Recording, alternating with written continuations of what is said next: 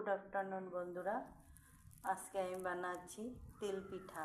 তিল পিঠা বানানোর জন্য তিল আর গুড় মিক্স করে নিয়েছি, আর এটাতে বড়া চাউল পেস্ট করে টাইট করে রেখেছি। দেখেন পিঠা বানিয়ে নিচ্ছি।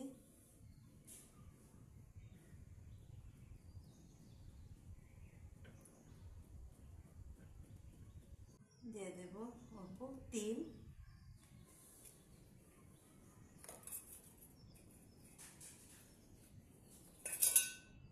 আস্তে করে ঘুরিয়ে নেব হাতে।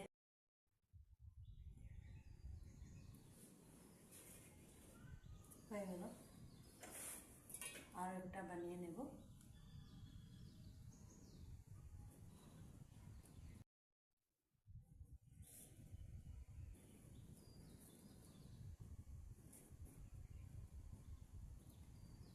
আঙ্গুলের সাহায্যেতে আস্তে করে বানিয়ে নিলাম।